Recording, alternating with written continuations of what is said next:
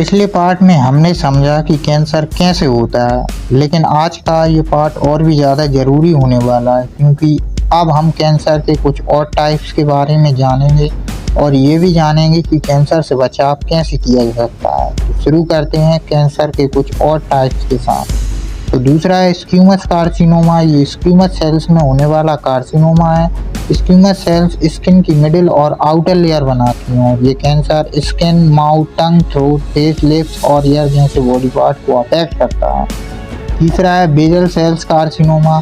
इसमें एपिडर्मिस की deepest layer में मौजूद बेजल सेल्स अफेक्ट होती हैं। आपको बता दें कि एपिडर्मिस स्किन की सबसे बाहरी लेयर होती है और इस टाइप का स्किन कैंसर अक्सर स्किन कोन एरिया में डेवलप होता है जो सन के कांटेक्ट में ज़्यादा आते हैं, जैसे कि फेस। और चौथे नंबर पर है ट्रांजिशनल सेल्स कार्सिनोमा। इसमें ब्लैडर, यूरेटस और किडनी के कुछ पार्ट में लाइनिंग में मौजूद ट्रांजिशनल एपिथेलियम सेल्स अफेक्ट होती हैं। ब्लैडर कैंसर इसी तरह का कैंसर होता है। और अब जानते हैं कैंसर के सेकंड टाइप के बारे में, जो है ल्यूकीमिया। इसे ब्लड कैंसर भी कहा जाता है। ये बोन मेरो के टिश्यूज को अफेक्ट करता है और बोन मेरो ही तो ब्लड प्रोटेक्शन करते हैं। वाइट ब्लड सेल के अनकंट्रोल प्रोटेक्शन की वजह से ये कैंसर होता है, क्योंकि uncontrol white blood cell bone marrow के टिश्यू को डैमेज कर देती हैं। इससे नॉर्मल ब्लड सेल डैमेज हो जाती हैं। नंबर 3 पर है मायलोमा। इसे मल्टीपल मायलोमा भी कहा जाता है। ये कैंसर प्लाज्मा सेल्स को अफेक्ट करता है और ये एक रेयर ब्लड कैंसर है। इसमें healthy plasma cells abnormal cells हो जाती हैं और मल्टीप्लाई करके अबनॉर्मल एंटीबॉडी बनाने लगती हैं। नंबर 4 पर है सेंट्रल नर्वस सिस्टम कैंसरस यानी CNS कैंसर, जो ब्रेन और स्पाइनल कॉर्ड के ओरिजिनल कोड से ओरिजिनेट होते हैं।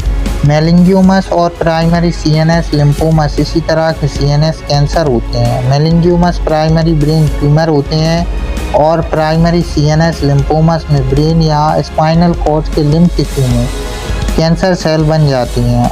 अब कैंसर की 4th मोस्ट कॉमन टाइप्स जान लेने के बाद हमें कैंसर के सिम्टम्स का भी पता लगाना चाहिए। तो बिना किसी रीजन के वेट लॉस होना, लंबे समय से चली आ रही थकान, लगातार रहने वाला पेन, अक्सर रात में होने वाला फीवर, स्किन में चेंजेस होना, खासकर मूल्स यानी तिलों का शेप या साइज बदलना और नए मूल्स का होना कैंसर के शुरुआती और कॉमन सिम्टम्स होते हैं।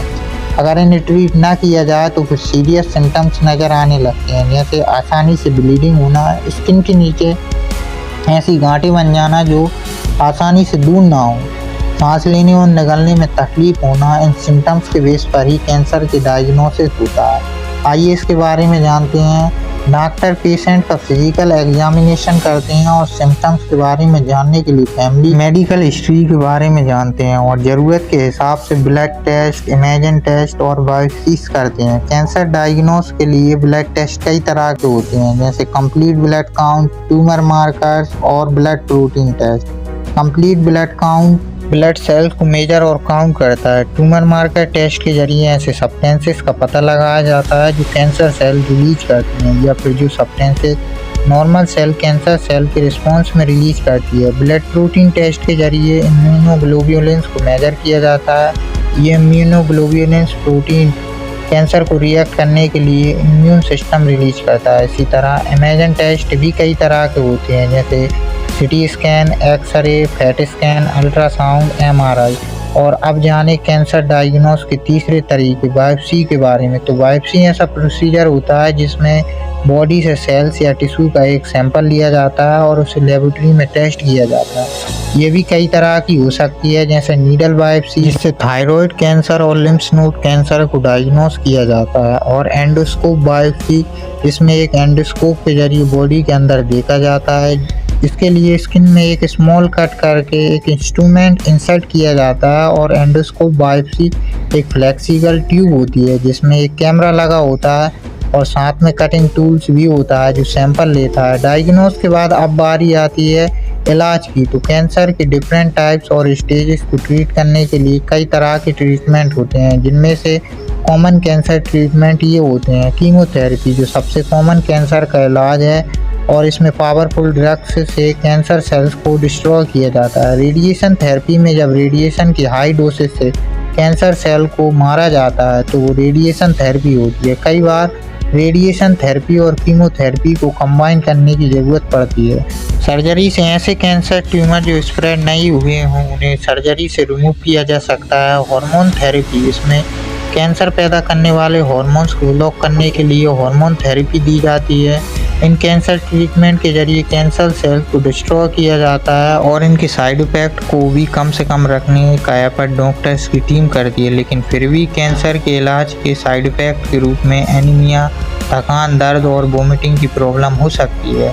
और अब ये समझना ज़रूरी हो जाता है कि ऐसी खतरनाक और जानलेवा बीमारी से खुद का बचाव कैसे किया जा सकता है, यानी कैंसर के रिस्क को कैसे कम किया जाए। तो इसके लिए कुछ बातों का ध्यान रखा जा सकता है, जैसे तंबाकू का यूज़ नहीं करना है, हेल्दी डाइट लेना, हेल्दी बॉडी वेट मेंटेन करना, रेगुलर फिजिकल एक्टिविटी करना, अल्कोहल कंजप्शन को अवॉइड करना, अल्ट्रावायलेट रेडिएशन के एक्सपोजर से बचना और एयर पोल्यूशन से अपना बचाव करना। ये कुछ ऐसे आसान तरीके हैं जिन्हें अपनाकर कैंसर के रिस्कों को कम किया जा सकता है। कैंसर के मामले जिस तेज़ी से बढ़ते जा रहे हैं, ऐसे में ये बहुत ज़रूरी हो गया है कि हम सब हेल्दी लाइफ स्टाइल को मेंटेन करें, अपनी फिजिकल और मेंटल हेल्थ का ध्यान रखें, अच्छा खाएं, खुश रहें और सूरज की हार्मफुल रेंज से स्किन को प्रोटेक्ट करना भी ज़रूरी समझें।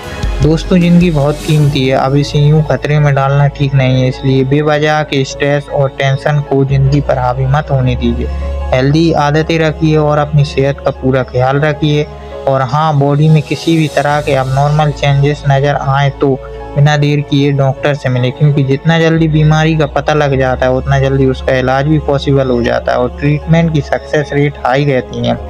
उम्मीद है कि आप समझ गए होंगे कि कैंसर क्या है, कैसे इसका इलाज होता है और कैसे हम इसके रिस्क को कम कर सकते हैं। इसलिए इस वैल्यूएबल इंफॉर्मेशन को यूटिलाइज कीजिए और इस वीडियो को ज़्यादा से ज़्यादा शेयर कीजिए ताकि इसके बारे में अवेयरनेस स्प्रेड हो सके। वैसे शायद आपको पता हो, कैंसर की अवेयरनेस स्प्रेड करने के लिए हर साल 4 फरवरी को वर्ल्ड कैंसर डे मनाया जाता है, ताकि इससे बचाव और डिटेक्शन और इलाज के लिए ज़्यादा से ज़्यादा लोगों को इनकरेज किया जा सके। आप भी इसमें अपना कॉन्ट्रीब्यूशन दीजिए, अपना ख्याल रखिए और कैंसर के बारे में ज़्यादा से ज़्यादा लोगों को अवेयर कीजिए। और ये काम होगा इस वीडियो को ज़्यादा से ज़्यादा शेयर करके। लाइक ऑलरेडी कर दिया है तो कमेंट सेक्शन में बताएं कि ये जानकारी आपको कैसी लगी। आगे कौन सा टॉपिक है जिसके बारे में आप जानना चाहते हैं उसे शेयर कीजिए। मिलेंगे जल्दी नई जानकारी के साथ, तब तक के लिए इजी इन्फो चैनल को सब्सक्राइब करके बेल आइकन को प्रेस कर ताकि कोई भी जानकारी आप कभी भी मिस ना करें। तो फिर मिलेंगे जल्दी, तब तक के लिए धन्यवाद।